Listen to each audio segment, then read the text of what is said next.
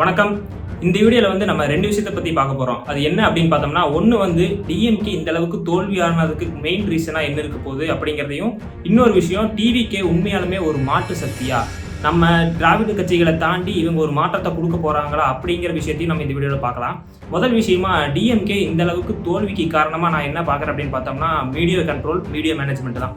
DMK ஆட்சிக்கு வந்ததுலேருந்து பார்த்தீங்க அப்படின்னா, மீடியா டோட்டலாக டேக் ஓவர் பண்ணிட்டாங்கன்னே பார்க்கலாம். அவங்கள பற்றி எதிரான நியூஸ் எதுவுமே பெரும்பாலான நியூஸ் வெளியே வரவே இல்லை. ஏகப்பட்ட ப்ரொட்டஸ்ட் நடந்திருக்கு, ஏகப்பட்ட பேர் நிறைய பிரச்சனைகள் ஃபேஸ் பண்ணியிருக்காங்க. ஆனால் இந்த மாதிரியான விஷயம் எதுவுமே மீடியா டேக் ஓவர் பண்ணி ஒரு செய்திகள் வெளியிடவே இல்லை. ஒரு மெயின் ஊடகமாக இருக்கக்கூடிய சேனல்களே பார்த்தீங்க அப்படின்னா, அவங்க டிஎம்கேக்கு ஆதரவான ஒரு நிலைப்பாடோ அதுக்கேற்ற மாதிரியான ஆங்கரிங் மட்டும்தான் பண்ணிட்டு இருந்தாங்க. அது மட்டும் இல்லாமல் நிறைய சோஷியல் மீடியா பிளாட்ஃபார்ம்ஸ்லேயும் பார்த்தீங்க அப்படின்னா டிஎம்கேக்கு ஆதரவான சேனல்ஸ் தான் ரொம்ப அதிகமாக இருந்துச்சு. அவங்களுக்கெல்லாம் ஃபன் பண்ணி நிறைய பேர் டிஎம்கேக்கு ஆதரவாக பேசிக்கிட்டு இருந்தாங்க. இதனால அடித்தட்டு மக்கள் கிட்ட இருக்க பிரச்சனை தலைமைக்கு தெரியாம போனதான் இதுல மிகப்பெரிய காரணம். ஒரு சில விஷயங்கள் நீங்க உங்களுக்கு தெரிஞ்சிருந்து, உங்களுக்கு அவேர்னஸ் இருந்து நீங்க இதை பண்ணியிருந்தீங்க அப்படின்னா அது ஓகே. இது போக போக என்ன ஆகி போச்சு அப்படின்னு பார்த்தோம்னா, மீடியா ஃபுல்லா டேக் ஓவர் பண்ணதுனால இவங்களுக்கே அந்த நியூஸ் வராம போச்சு. கிரவுண்ட்ல இருந்து ரிப்போர்ட் இந்த தலைமைக்கே வராமல் போனதுனால தான் இவங்களோட மிஸ்கால்குலேஷன் பண்ணதுனால தான் இந்த அளவுக்கு தோல்வி உண்டானது காரணம். அது போக நிறைய எம்எல்ஏ கேண்டிடேட்ஸும் சரி, அமைச்சர்களும் சரி, என்ன மாதிரியான விஷயம் பண்ணுறாங்க அப்படின்னு பார்த்தோம்னா, ஒரு மக்களை மதிக்காமல் போகிறது, தூய்மை பணியாளர்கள் ப்ரொட்டஸ்ட் நடக்குது. அவங்களெல்லாம் நிறைய பேர் கதறி போராடிட்டு இருந்தாங்க. அவங்களெல்லாம் இவங்களை பற்றிலாம் பேச வேண்டியதில்லை, அவங்களாம் வேஸ்ட் அப்படின்ற மாதிரி சேகர் பாபு சொன்னார். வெள்ளை அறிக்கை கொடு அப்படின்னு பார்த்தோம்னா வெள்ளை பேப்பர் எடுத்து காட்டுறது, இந்த மாதிரியான தவறுதலான விஷயம், இந்த மாதிரி ஒரு அதிகார திமிரில் நிறைய விஷயம் பண்ணுவாங்கல்ல, அந்த விஷயமெல்லாம் நிறைய பேர் பண்ணிட்டு இருந்தாங்க. இது பார்த்தீங்க அப்படின்னா ஸ்டாலின் அவர்கள் தோக்குறதுக்கு மிகப்பெரிய ஒரு காரணம். எந்த அளவுக்கு டிஎம்கேக்கு எதிரான ஒரு ஆன்டி இன்கம்பன்சி இருந்திருந்து அப்படின்னா அது இந்த அளவுக்கு ஒரு தோல்வியை எடுத்து கொடுத்துருக்கும் அப்படின்னு பாருங்க. இன்னைக்கு சேகர் பாபு அவர்கள் கதறி அழுகிறாரு. அன்னைக்கு நீங்க எத்தனை தூய்மை பணியாளர்களை அழ வச்சீங்க? மீடியாவில் யாராவது கேள்வி கேட்டிருந்தா அப்படின்னா இது இந்த மீடியாக்கள் நான் பதில் சொல்லணுங்கிற அவசியம் இல்லை அப்படிங்கிற மாதிரி போறது, இந்த மாதிரி எவ்வளோ ஆணவமா நீங்க செயல்பட்டு இருந்தீங்க. இன்னைக்கு மக்களோட பவர் என்ன அப்படிங்கிறது உங்களுக்கு புரிஞ்சிருக்கும்னு நினைக்கிறேன். இந்த மாதிரி ஏகப்பட்ட அமைச்சர்களும் சரி, ஏகப்பட்ட பேரும் சரி, மீடியா எதனா ஒரு கேள்வி கேட்டால் அதை தூக்கி வீசுறதும், அவங்களுக்கு ஆதரவான கேள்விகளை மட்டும்தான் கேட்கணும் அப்படிங்கிற மாதிரியும். ஸ்டாலின் அவர்கள் எலெக்ஷனுக்கு முந்தின நாள் ஒரு பேட்டி கொடுக்குறாரு. அதில் என்ன கேள்வி கேட்கப்படுது அப்படின்னு பார்த்தோம்னா, சார் உங்களுக்கு என்ன படம் பிடிக்கும், சார் உங்களுக்கு கிரிக்கெட் விளையாட தெரியுமா, கிரிக்கெட்டில் உங்களுக்கு யாரை பிடிக்கும், சாருக்கு ஃபேவரட்டான ஃபுட் என்ன, இந்த மாதிரியான ஒரு கேள்வி தான் மீடியா கேட்கணுமா, அந்த மாதிரியான ஒரு கேள்வி தான் கேட்டுட்டு இருந்தாங்க நிறைய பேர். இப்படி ஒரு மீடியாவை ஃபுல்லாக கண்ட்ரோல் பண்ணி ஒரு சர்வாதிகார நாட்டில் என்ன நடக்குமோ அதை அந்த அளவுக்கு ஒரு மீடியாவை கண்ட்ரோல் பண்ணி வச்சிருந்தா தான் டிஎம்கே தோல்விக்கு காரணமான ஒரே விஷயம். இது இதனால கிரவுண்ட் ரியாலிட்டி டிஎம்கேக்கு அடிபட்டு போனதுனால தான் அதை பற்றின அவேர்னஸ் இல்லாதனால தான் டிஎம்கே இந்த அளவுக்கு தோத்துருக்கு. டிஎம்கே தலைவர் சிஎம் சிட்டிங் சிஎம் தோத்ததுக்கு காரணமும் இதுதான். நீங்கள் சாதாரணமாகவே பார்த்தீங்க அப்படின்னா நிறையா எலெக்ஷனுக்கு ஸ்பெண்ட் பண்ணுவாங்க. ஆனால் இந்த டைமில் எவ்வளோ ஸ்பெண்ட் பண்ணியிருக்காங்க தெரியுமா? ஏகப்பட்ட கோடி கணக்கில் ஸ்பெண்ட் பண்ணியிருக்காங்க. அதுவும் விஜய் நிற்கக்கூடிய தொகுதியில் எவ்வளோ ஸ்பெண்ட் பண்ணியிருப்பாங்க. அந்த தொகுதியில் கிட்டத்தட்ட 75 கோடி மேலே செலவு பண்ணதான் ஊடகங்களில் நிறைய ஜேர்னலிஸ்ட் சொல்கிறாங்க. பெரம்பூர் தொகுதிக்கே 75 கோடி ஸ்பெண்ட் பண்ணுறாங்க அப்படின்னா கொளத்தூர் தொகுதிக்கு ஸ்டாலின் அவர்கள் எவ்வளோ ஸ்பெண்ட் பண்ணியிருப்பாரு. இதுக்கும் நம்ம தமிழ்நாட்டிலே ஒரு நல்ல ஹை லெவலில் இருக்கக்கூடிய கான்ஸ்டிட்யூன்சியில் அது ஒன்று. நிறையா ஃப்ரீ ஜிம் இருக்குது, அதுக்கு ட்ரைனர்லாம் இருக்காங்க, ரோடு எல்லாமே சூப்பராக இருக்கக்கூடிய ஒரு தொகுதி. அந்த அளவுக்கு அந்த தொகுதிக்கு பண்ணியுமே கூட அவரை தோக்கடிக்கிறாங்க அப்படின்னா அந்த அளவுக்கு மக்கள் அதிருப்தியில் இருக்காங்க அப்படிங்கிறத அர்த்தம். எப்படி ஏடிஎம்கே வந்தாலும் இதை தான் பண்ண போகிறாங்க, நீங்கள் திருப்பி வந்தாலும் இதை தான் பண்ண போகிறீங்கன்ற ஒரு அதிருப்தியின் வெளிப்பாடாக தான் ரெண்டு பேரையும் தோக்கடிச்சுட்டு விஜய் அவர்கள் ஒரு மாற்று சக்தியாக வெற்றி பெற்றிருக்கார் அப்படிங்கிறது நமக்கு புரிய வருது. அடுத்து உண்மையாலுமே விஜய் அவர்கள் ஒரு மாற்று சக்தி தானே அப்படின்னு பார்த்தோம்னா அதை தான் நான் ஸ்டார்டிங்லேருந்து வீடியோ ஸ்டார்டிங்லேருந்து சொல்லிக்கிட்டு இருக்கேன். அவர் ஒரு மாற்று சக்தி கிடையாது. அவர் ஒரு கிளாமர், அவருக்கு ஒரு ஃபேஸ் வேல்யூ இருக்குது, அவருக்கு ஒரு ஃபேன் பேஸ் இருக்குது, அவருக்குன்னு ஒரு கிளாமர் இருக்குது. அந்த கிளாமரை பயன்படுத்தி தான் நிறைய பேர் இன்னைக்கு எம்எல்ஏ ஆயிருக்காங்க. நான் ஏன் விஜய் அவர்கள் மாற்று இல்லை அப்படின்னு சொல்கிறேன்னா, விஜய் அவர்கள் ஒரு 232 கேண்டிடேட்டை சூஸ் பண்ணியிருக்காருல. ஒன்று எடப்பாடியில் போயிருச்சு, இன்னொன்று விஜய் தான் இன்னொரு இடத்துல கேண்டிடேட்டாக இருந்தார். ஸோ 232 தொகுதியில் விஜய் அவர்கள் ஒரு கேண்டிடேட்டை எடுத்திருக்காருல. அந்த கேண்டிடேட்டை தேர்வு பண்ணது எல்லாமே பார்த்தீங்கன்னா முக்கால்வாசி டிஎம்கேலேருந்து வந்திருப்பாங்க, ஏடிஎம்கேலேருந்து வந்திருப்பாங்க. இந்த மாதிரி மற்ற கட்சியிலிருந்து நிறைய பேரை தூக்கிட்டு போட்டதும் இல்லாமல் நிறைய கிரிமினல் பேக்ரவுண்ட் இருக்கவங்களுக்கு நிறையா வாய்ப்பு கொடுத்துருக்காரு. ஏன் அவங்களுக்கு கொடுத்தாங்க? ஒரே ஒரு காரணம் தான், அவங்க கிட்ட நிறைய பணபலம் இருந்துச்சு. இந்த ஒரே ஒரு காரணத்துக்காக அவங்களுக்கு வாய்ப்பு கொடுத்துருக்காரு விஜய். இது இன்னும் கிளியராக சொல்ல போனோம் அப்படின்னா, டிஎம்கேல இருக்கக்கூடிய கிரிமினல் பேக்ரவுண்டு கொண்ட கேண்டிடேட்ஸை விட விஜய் அவர்கள் டிவிகேல இருக்கக்கூடிய கிரிமினல் பேக்ரவுண்ட் கொண்ட கேண்டிடேட்ஸ் வந்து 10 பேர் அதிகம். 19% மேல டிவிகே கேண்டிடேட்ஸ்ல வந்து கிரிமினல் பேக்ரவுண்ட் கொண்டவங்க. ஸோ இப்போ இவங்களுமே வந்து பார்த்தீங்க அப்படின்னா அதே வேலையை தான் செய்ய போறாங்க. டிஎம்கே ஏடிஎம்கே என்ன செஞ்சுச்சோ அதே வேலையை தான் செய்ய போறாங்க. ஸோ விஜய் அவர்கள் வந்து ஒரு மாற்று கிடையாது. அவர் வந்து இப்போதைக்கு இருக்கக்கூடிய கிளாமர்ல வந்து ஒரு மாற்று சக்தியை வந்திருக்காரே தவிர அவர் மாற்று அரசியலை எடுத்து வைக்கல. இந்த ரெண்டுத்துக்கும் உங்களுக்கு வித்தியாசம் தெரியும்னு நினைக்கிறேன். மாற்று அரசியல் அவர் கொண்டு வரவே இல்லை, மாற்று சக்தியை தான் வந்திருக்காரு.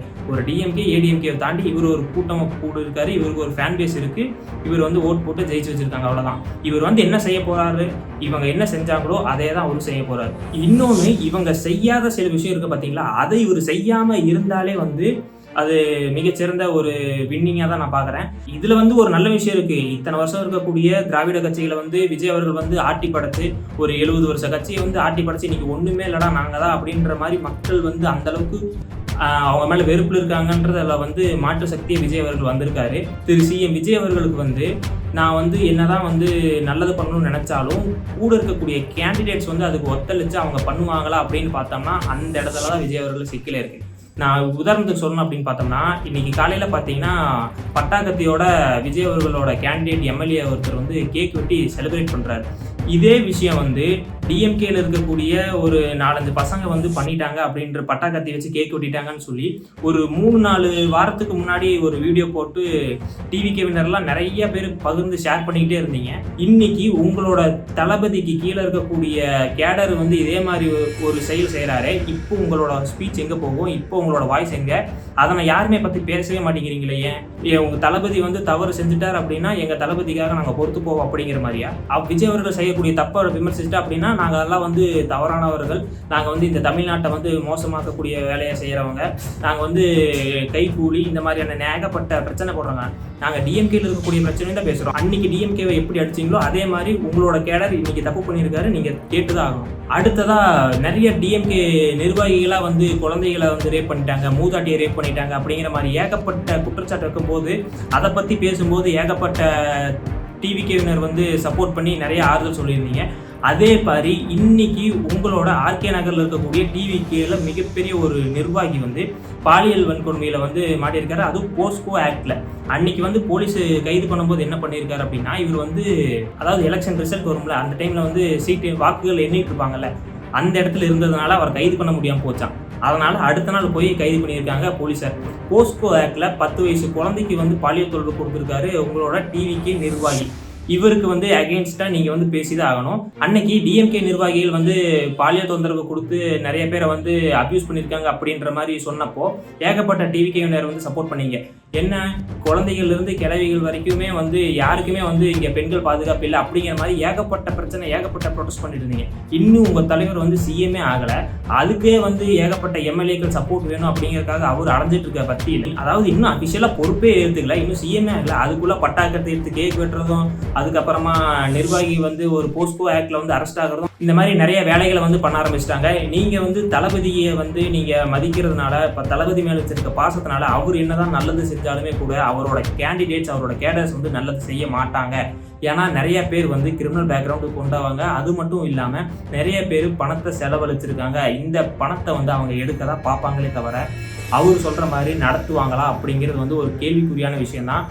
அதனால வந்து நீங்க தளபதி மேல வச்சிருக்க பாசத்தினால நீங்க இது எல்லாமே கேட்காம விட்டுட்டீங்க. நீங்க வந்து இது ஆரம்பத்திலேயே சரி செய்யல, நீங்க யாருமே கேள்வி கேட்க மாட்டீங்க. எல்லாருமே வந்து தளபதி பாசத்தினால வந்து தளபதிக்காக பொறுத்து போறது. நிறைய இது வரைக்குமே தளபதி வந்து நிறைய ஏகப்பட்ட தவறு செஞ்சிருக்காரு. அந்த தவறை எதுவுமே சுட்டி காட்டக்கூடாம எல்லாத்துக்குமே வந்து முட்டு கொடுத்து இதே மாதிரி பண்ணிக்கிட்டு இருந்தீங்க அப்படின்னா நாளைக்கு இது உங்க தலையில தான் வந்து விடிய போகுது.